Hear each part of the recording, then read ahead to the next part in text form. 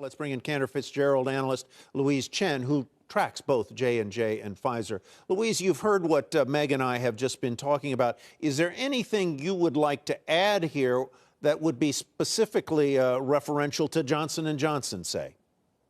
Yeah, I think what I would like to add here is that from the perspective of Johnson & Johnson and in the perspective of the vaccine rollout, I don't think this should impact things. I mean, you heard Dr. Fauci say days and weeks potentially to resolve things. And if we follow the example that we saw with AstraZeneca's vaccine in the EU, they updated the label and then they continued the rollout and said proceed with caution here. So I think those are the kind of things that I would think about here. And then in terms of J&J particularly, I think the thought would be 4 things that I would be thinking about.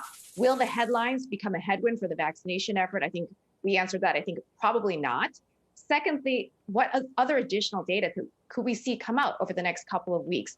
And then what does this mean for BLA, a full BLA filing for J&J's vaccine? And lastly, what does this mean for mRNA vaccines that Pfizer, BioNTech, Moderna have over the adenovirus platform that we see in J&J and AstraZeneca? Well, that's what we were just talking about with Meg.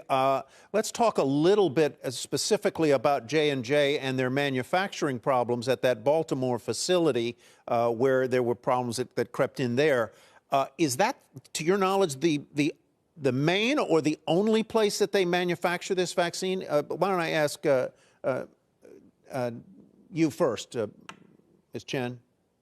Yeah, I'm actually not certain if that's the only place they manufacture that vaccine. Meg, do you know? But I do know that facility has been in the headlines quite a bit. Yeah. Meg, do you know?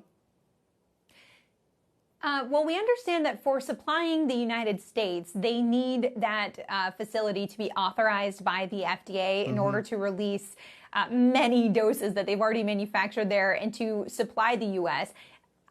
I also am with Louise where I don't know precisely if they have another facility in the U.S. making drug substance, but they were supplying the U.S. from a European facility and up until they got the green light for this plant. And so they really need this plant to be brought on board in order to be able to supply at the numbers they had planned to here in the U.S. Louise, if I own Johnson & Johnson stock, should I own it today, hold it, sell it, what? Yeah, I think you should own it. I think this is not something that's insurmountable. I think this is something that's been done by the FDA and CDC to increase confidence in the American population about the vaccines. I feel better as a citizen knowing that if there's any sort of issues, that the government will address it right away. So my view of it is I think that they'll probably be back online with the vaccine rollout in days or weeks, as Dr. Fauci said, with an updated label.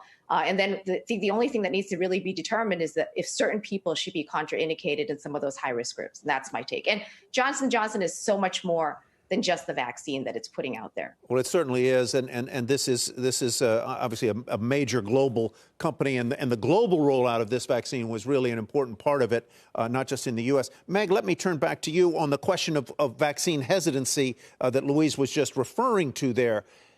And that Jeff Zients and Dr. Fauci said, hey, you should look at this because the tripwire was tripped. This should reinforce your sense of security in getting a vaccine. True? Or may there be people who say, doggone it, I was right. I should never have gotten it, or I won't ever get it because they're having these problems.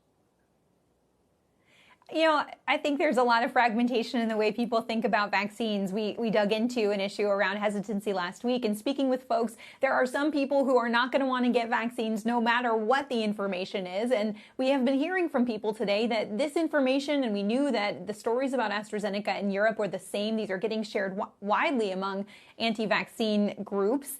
And there could be some hesitancy that then seeps over into the people who are kind of in the middle, who are saying, I'm going to wait and see. But I think Louise makes a great point, and it's one Dr. Fauci is making too, that there is a reminder here that there are safety mechanisms in place to quickly act when there is a signal.